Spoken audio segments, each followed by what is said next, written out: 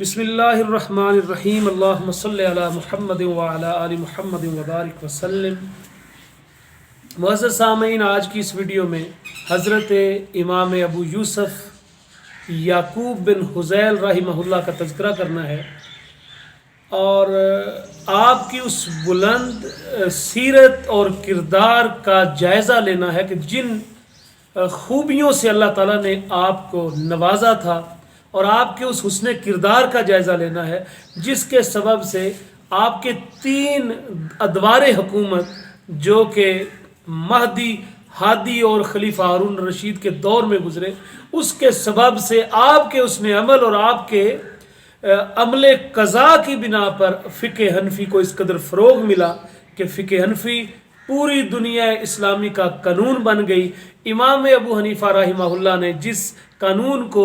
مدون کیا تھا، جس قانون کو بلکہ سب سے پہلے مدون کیا تھا، جس نے سب سے پہلے فن فقہ کو تدوین کی کتابی شکل دی تھی، اس فقہ کو حضرت امام ابو یوسف نے پوری دنیا اسلامی میں نافذ کر دیا، اور پوری دنیا اسلامی آپ کے حسن تدبیر کی وجہ سے فقہ حنفی کی دولت سے، علمی دولت سے اور علمی اثاثے سے مالا مال ہوئے۔ حضرت امام ابو یوسف کا نام یعقوب تھا اور آپ کا تعلق انصار کے قبیلے کے ساتھ کسی نہ کسی طرح تھا۔ بعض مورخین نے یہ لکھا ہے کہ عرب کے قبیلے بجیلہ سے آپ کا تعلق تھا اور مدینے کے انصار سے ننیالی تعلق، اور ان کے حلیف ہونے کی وجہ سے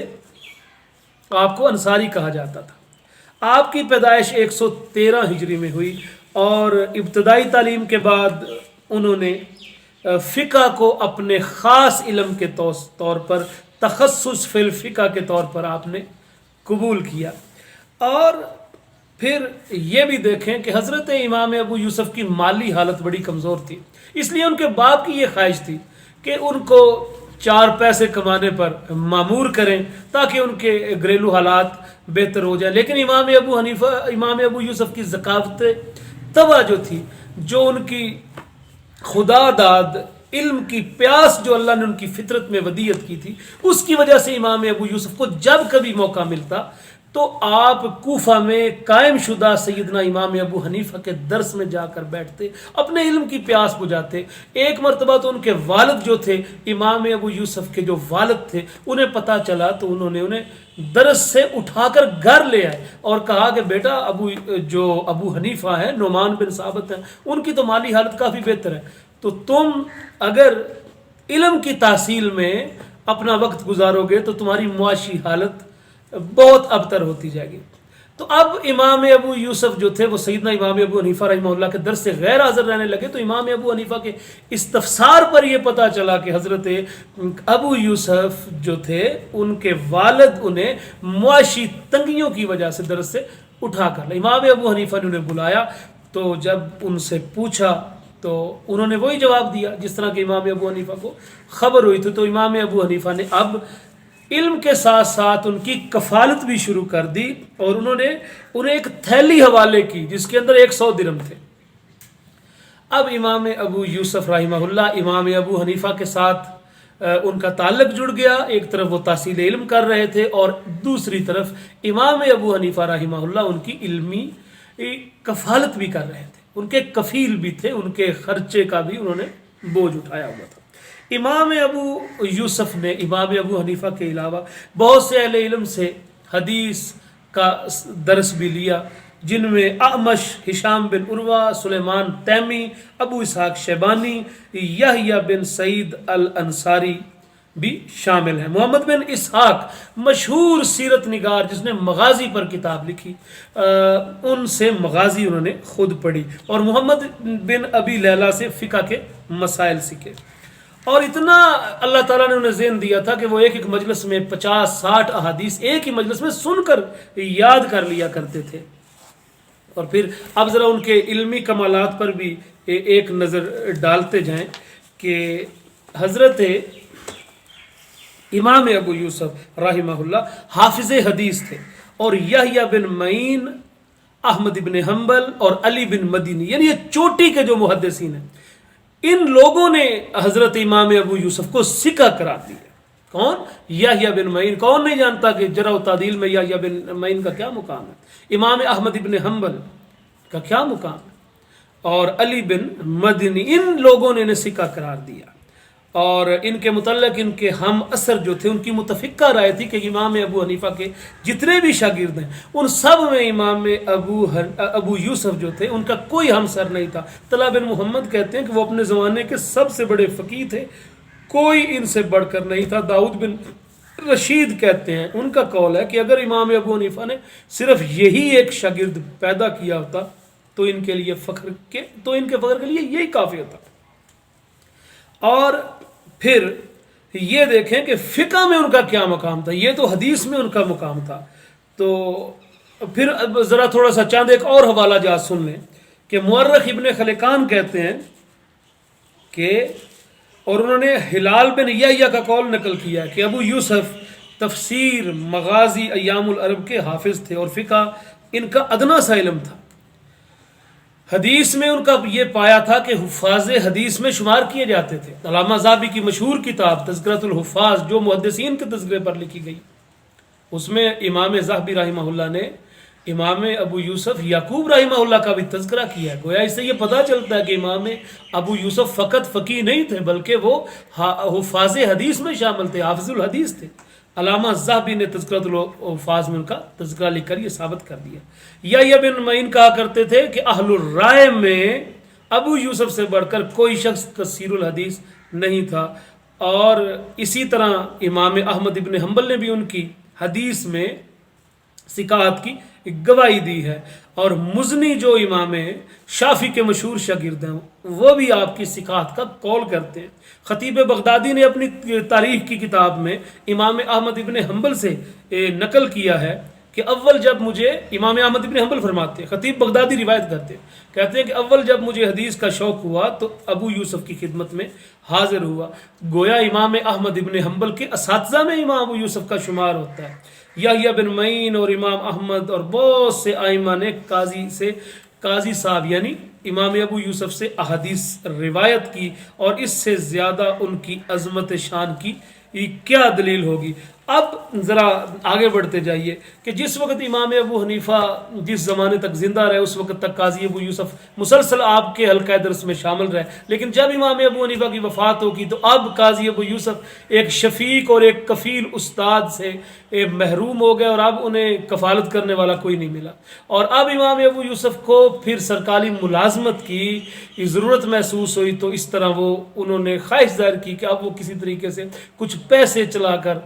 اپنی گھریلو حالات اور مالی حالت کا بھی کچھ بہتری کا سوچے۔ اور بعض سیرت نگاروں نے تو یہاں تک لکھا ہے کہ ایک دفعہ اتنی نوبت آ گئی فقر و فاقے کی کہ تحصیل علم کی لگن میں اور مگن میں اس قدر محو ہو گئے کہ آپ کی معاشرت اتنی ابتر ہوگی کہ آپ نے گھر کے شاطیر بیچ دیے، جس سے آپ کی ساس جو تھی اس کے ساتھ ان بن ہوئی۔ تو امام ابو یوسف کی غیرت یہ گوارا نہ کر سکی کہ وہ اپنی ساس سے زیادہ یہ باتیں سنیں، تو آپ نے سوچا کہ اب مجھے کوئی نہ کوئی معاشی سرگرمی میں حصہ لینا چاہیے۔ تو سب سے پہلے 166 ہجری میں وہ بغداد گئے اور خلیفہ مہدی سے ملے، اور اس کے زمانے میں آپ قاضی رہے، اور اس کے مہدی کے بعد جب ہادی کا زمانہ آیا تو آپ کو اسی عہدے پر بدستور قاضی ہی رہنے دیا گیا، اور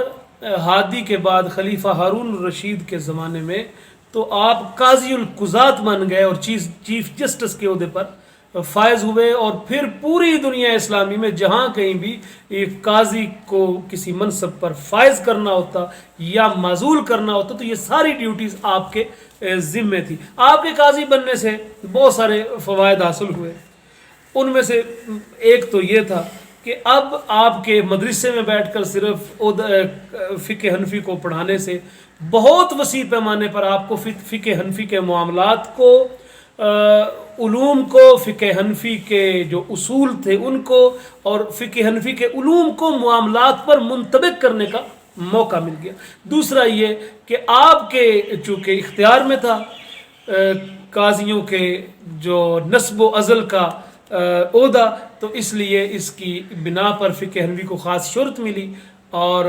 فقہ حنفی کو وسیع پیمانے پر فروغ ملا اور دنیا نے فقہ حنفی کی برکات دیکھی. اور اسی طرح تیسرا یہ فائدہ ہوا کہ آپ کے اخلاق اور آپ کے کردار اور آپ کے قاضی بننے سے بادشاہ جو خلفاء عباسیہ تھے وہ جو ایک شریعت سے آزاد تھے انہیں شریعت کی پابندی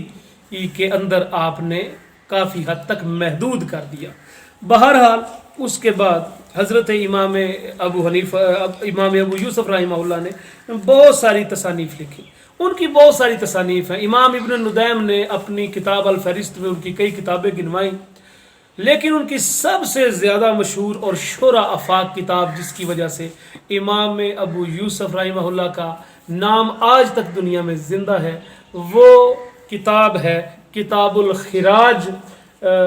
جو آپ کے سامنے آپ کو اسکرین پر نظر آ رہی ہے. کتاب الخراج یہ کتاب دراصل امام ابو یوسف نے قاضی ہارون الرشید، خلیفہ ہارون الرشید کو جو مراسلے بھیجے وقتاً فوقتاً، اسے جب بغداد اور اس کے علاقوں ارد گرد کے نواحی علاقوں میں جب ہارون الرشید کو خراج، زکوٰۃ اور عشر کے حوالے سے جو سوالات کے جوابات مطلوب تھے، ان خطوط کا مجموعہ ہے یہ کتاب، کتاب الخراج. اور اس میں مرفوع روایات کی تعداد تقریباً 223 ہے، آثار صحابہ کی روایات اس میں 299 ہیں، جبکہ تابعین سے مروی اقوال و آثار اس کے علاوہ ہیں. محتاط اندازے کے مطابق ان کی تعداد 200 سے زائد ہے. اس کتاب یعنی کتاب الخراج جو امام ابو یوسف کی کتاب آپ اس وقت دیکھ رہے ہیں، اس کی ایک سب سے بڑی خوبی یہ ہے کہ اس کا جو انداز ہے وہ خوش آمدانہ نہیں ہے جس طرح بادشاہوں کو عام طور پر لوگ خوش آمدانہ خط لکھتے ہیں، بلکہ اس میں بڑے سیدھے انداز سے، بڑے تحدید آمیز انداز سے اور بڑی بڑی کھری سنائی گئی ہیں بادشاہوں کو کہ اے بادشاہ سلامت، اگر آپ ایسے نہیں کریں گے تو آپ کا اشر یہ ہوگا، اے بادشاہ سلامت، اگر آپ یہ طرز عمل اختیار نہیں کریں گے تو خدا کے بارگاہ میں آپ کے ساتھ یہ کیا جائے گا. تو اس کتاب کی وجہ سے امام ابو یوسف کا جو ہے وہ علم اور نام قیامت تک زندہ رہے گا. اس کے بعد پھر یہ ہوا کہ ہر انسان کو موت آنی ہے، کل نفس ذائقۃ الموت. جمعرات کے دن زور کے وقت ربیع الاول کی 5ویں تاریخ کو 182 ہجری میں سیدنا امام ابو یوسف رحمہ اللہ کا وصال ہوا. محمد ابن سما کہتے ہیں کہ مرتے وقت حضرت امام ابو یوسف کی زبان پر یہ الفاظ تھے کہ اے خدا تو جانتا ہے کہ میں نے کوئی فیصلہ عمدن اور دانستہ طور پر خلاف واقعہ نہیں کیا. جب بھی مجھے کوئی مشکل پیش آتی تو میں جو بھی فیصلہ کرتا وہ تیرے کتاب اور تیرے پیغمبر کی سنت کے مطابق ہی کیا کرتا تھا. اور اے میرے خدا جب کوئی مشکل مرحلہ میرے سامنے آتا تو میں امام ابو حنیفہ کو واسطہ بناتا تھا. یعنی اس کا مطلب کہ میں امام ابو حنیفہ کی تحقیقات کی روشنی میں وہ فیصلہ کیا کرتا تھا. اور اے خدا تو جانتا ہے جہاں تک مجھے معلوم ہے، اے خدا جہاں تک مجھے معلوم ہے، یہ ابو یوسف کہہ رہے ہیں کہ اے اللہ جہاں تک مجھے معلوم ہے ابو حنیفہ تیرے احکام کو خوب سمجھتے تھے اور عمدن حق کے راستے سے باہر نہ جاتے تھے. قاضی ابو یوسف بڑے دولت مند تھے لیکن دولت کا استعمال اچھی طرح کیا. مرتے وقت وصیت کی کہ 4 لاکھ روپے مکہ معظمہ، مدینہ منورہ، کوفہ اور بغداد کے محتاجوں کو دیے جائیں. چلتے چلتے آخر میں ایک بات میں یہ بھی عرض کرتا چلوں کہ بہت سارے اہل علم نے طبقات اور تراجم اور اسماء الرجال کی کتابوں میں امام ابو یوسف پر چند ایک جرح کے کلمات بھی نقل کیے ہیں. تو علامہ شبلی رحمہ اللہ فرماتے ہیں کہ یہ بالکل ناقابل اعتبار ہے. جتنی جرح بھی امام ابو یوسف پر ساری بوگس ہے، ساری حاسدین کی ہے اور کچھ غلط فہمیوں کی بنیاد پر. وہ کہتے ہیں کہ یا تو وہ جرح مبہم ہے جو بالکل مردود ہوتی ہے، کیونکہ جرح مبہم مردود ہوتی ہے، اور تعدیل مفصل جو ہوتی ہے وہ لائق اعتبار ہوتی ہے. اور جب امام ابو یوسف کی تعدیل مفصل موجود ہے تو ان کے مقابلے میں ان پر جو جرح مبہم ہوگی وہ مردود ہوگی. اور یا پھر کہتے ہیں شبلی کہ یا تو وہ جرح مبہم ہے اور یا پھر اس کا منشا اجتہادی مسائل کا اختلاف ہے. یعنی جن لوگوں نے ان سے اجتہادی اختلاف کیا انہوں نے ان پر خواہ مخواہ جرح کر دی. اللہ کی کروڑا رحمتیں ہوں. اللہ تعالی حضرت امام ابو یوسف کے شان اور مقام کو بلند کرے اور ہمیں ان کے چشمہ فیض سے سیراب ہونے کی توفیق عطا فرمائے۔